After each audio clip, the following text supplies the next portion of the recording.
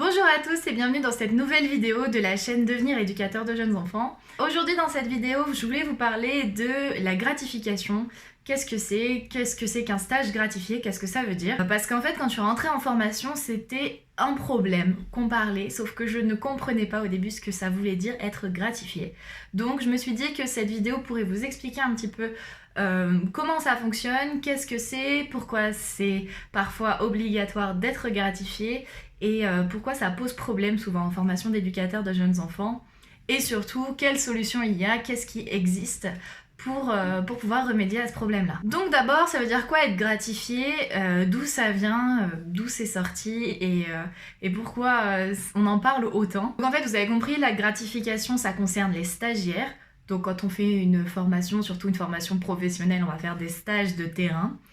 Et souvent, on a l'image du stagiaire, c'est celui qui fait les photocopies, c'est celui qui prépare le café. La gratification, c'est un peu justement pour lutter contre cette image, parce qu'il y a beaucoup d'employeurs qui ont abusé en fait de prendre des stagiaires et pas du tout reconnaître leur travail ou ce qu'ils pouvaient apporter à l'entreprise. Donc la gratification, ça a été mis en place en juillet 2014 et le but, c'est que pour un stagiaire qui reste longtemps, il faut que l'employeur puisse lui donner une rémunération, une petite rémunération, mais cette somme qui va lui montrer que le stagiaire a une importance dans l'entreprise, on reconnaît sa valeur, on reconnaît son travail et on va le rémunérer pour ça. Pour l'employeur, c'est pas un salaire comme s'il embauchait une personne parce que c'est quand même beaucoup moins élevé, mais quand même, en tant que stagiaire, quand on reçoit une gratification, on sent que son travail apporte vraiment quelque chose et c'est quand même encourageant. Donc comme je le disais, ça concerne pas tous les stages. En fait, ça concerne des stages en post-bac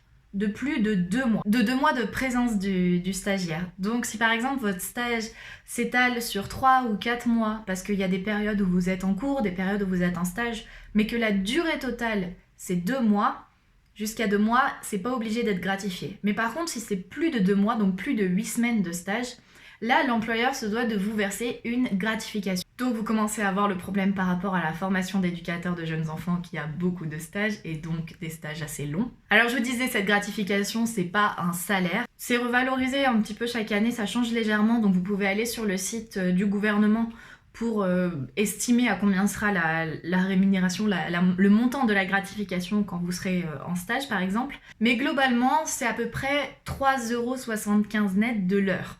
Donc c'est vraiment une toute petite paye et c'est en fonction du temps de présence du stagiaire. Donc si le stagiaire reste un mois complet à 35 heures par semaine, il aura environ 580 € dans le mois. Si jamais il alterne 2 semaines de stage, 2 semaines de cours, il aura donc que la moitié puisqu'il aura passé la moitié du temps. Alors bien sûr, si l'employeur a envie de verser plus que ce montant, il peut complètement, mais c'est le montant minimal et par rapport aux formations du travail social, c'est souvent le montant que reçoivent les stagiaires. Alors pourquoi ça peut être un problème par rapport à la formation d'éducateurs de jeunes enfants? C'est, comme je vous le disais, c'est une formation qui a énormément de formations en milieu professionnel, donc de périodes de stage. C'est en fait sur les 3 ans de formation, 60 semaines, donc quasiment 1 an et demi en fait de stage, quasiment la moitié qui se passe sur les lieux de stage. Donc du coup ça implique aussi des stages de plus longue durée que 1 semaine ou 2 semaines comme on peut trouver dans d'autres formations. Là, en général, c'est même 8 semaines minimum de stage, parfois 6 semaines pour les vraiment plus courts, mais c'est vraiment le minimum qu'on va trouver. Par contre, pour le plus long, donc par exemple, quand moi j'étais en formation, c'était avant la réforme de 2018, le stage qui était rattaché au domaine de formation 1, il devait faire minimum 24 semaines pour être validé et pour pouvoir ensuite prétendre à passer les examens finaux et à avoir le diplôme. Donc il fallait avoir minimum 24 semaines de stage au même endroit. Forcément, ça implique la gratification, ça implique d'être rémunéré par l'employeur pendant ce moment-là. Maintenant, depuis la réforme, les stages sont plus rattachés à un domaine de formation, sauf si l'école le choisit, mais c'est plus une obligation.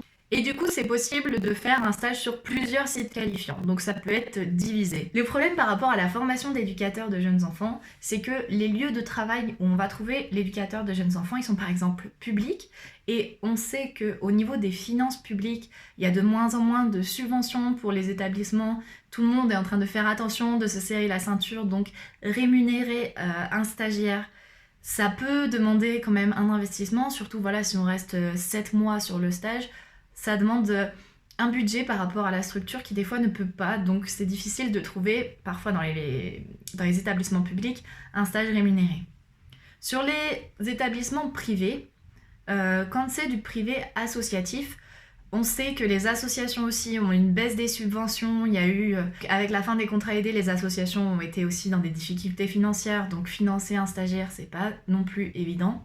Ensuite, le privé à but lucratif, donc qui n'est pas en association. Le but, c'est des entreprises qui vont vouloir avoir des revenus en fait, du lucratif. Donc, choisir d'investir de l'argent pour des stagiaires, enfin c'est un choix voilà, qui est réfléchi, c'est pas toujours ce qu'ils vont préférer, donc potentiellement là aussi c'est pas facile de trouver un stage dans ces établissements-là.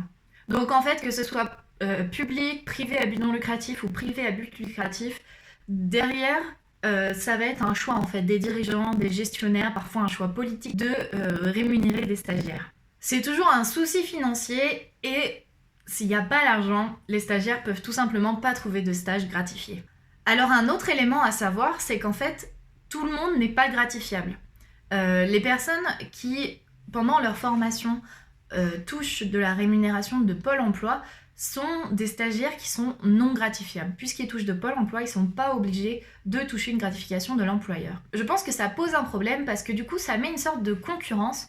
Un employeur qui va recevoir 2 CV égaux de stagiaires, s'il y en a un qui est non gratifiable parce qu'il a les rémunérations de Pôle emploi et l'autre qui est gratifiable parce qu'il ne les touche pas, son choix va plus se pencher pour une question financière, pour une question d'économie, sur celui qui est non gratifiable. Donc à CV égal, ça peut vraiment mettre en difficulté des étudiants en formation. Alors si vous avez envie de faire cette formation, si vous êtes dans la formation d'éducateur de jeunes enfants, si vous êtes déjà étudiant, et que vous voyez ce problème de gratification arriver, quelle solution il existe? Alors, je connais des étudiants qui ont fait le choix de choisir justement que des écoles qui cherchent les stages pour eux. Ça existe certaines écoles en France, pas toutes, qui vous demandent de faire une liste de vœux et c'est ensuite eux qui recherchent les lieux de stage. Comme ça, vous vous déchargez complètement du problème puisque c'est à l'établissement de vous trouver un lieu de stage, c'est l'établissement qui va faire des partenariats pour pouvoir offrir des lieux de stage aux stagiaires qui sont gratifiables.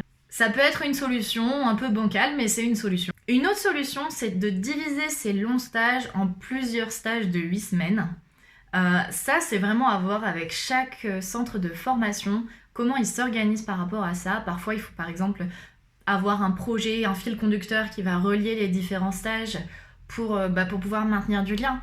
Mais bon, du coup, ça veut dire que vous aurez que des stages de 8 semaines maximum, et en 8 semaines, on n'a pas autant le temps de se positionner sur le terrain que si on est là pendant 20 semaines. Ce genre de solution, c'est vraiment à négocier avec les établissements de formation, et c'est eux qui feront le choix de l'autoriser ou non.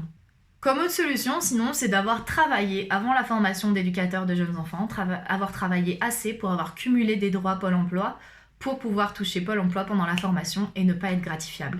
C'est ce que beaucoup de personnes font, ce qui fait qu'il y a de moins en moins de personnes qui sont gratifiables parce que de plus en plus de personnes touchent la rémunération de Pôle emploi. Et enfin, dernière solution, c'est de trouver un stage gratifié. Donc pour trouver un stage gratifié, il faut vraiment demander à plein d'endroits, avoir beaucoup de refus, ce qui est parfois difficile à vivre. Si vous avez déjà du réseau, si vous avez déjà travaillé à des endroits, essayez de solliciter un petit peu votre réseau, demandez si c'est possible d'être gratifié, si un lieu de stage vous connaît déjà et c'est que en tant que stagiaire vous allez faire un travail qui a une véritable valeur, parfois ils sont prêts à débloquer un budget pour vous financer. Moi c'est ce qui s'était passé sur un de mes stages, donc vraiment je vous conseille, si vous avez du réseau, essayez quand même de le faire jouer. Si vous avez déjà travaillé par exemple pour une association qui a plusieurs établissements et vous voulez faire votre stage dans un nouveau, allez-y. Et aussi un dernier conseil, si vous pouvez être libre géographiquement, n'hésitez pas à postuler quand même beaucoup plus loin que la zone où vous avez l'habitude, parce que plus vous multipliez les endroits, plus vous avez de chances d'en avoir.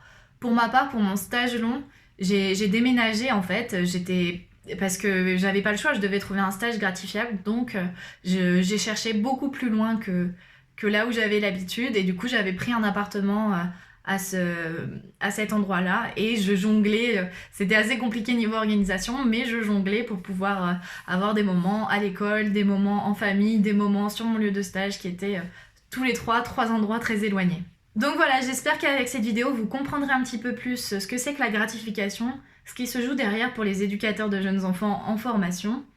D'ailleurs, si la formation d'éducateur de jeunes enfants vous intéresse et que vous voulez passer les sélections d'entrée, vous pouvez aller sur mon blog devenirejo.com, je vous mets le lien dans la description, et vous trouverez un guide gratuit qui s'appelle le Pack Info Concours, où dedans vous aurez plein d'informations de la sélection jusqu'à la formation d'éducateur de jeunes enfants. Donc allez-y, téléchargez-le, c'est gratuit. Sur le blog, vous pourrez aussi trouver plein d'informations sur ce métier, sur cette formation. Et moi je vous dis à bientôt pour la prochaine vidéo.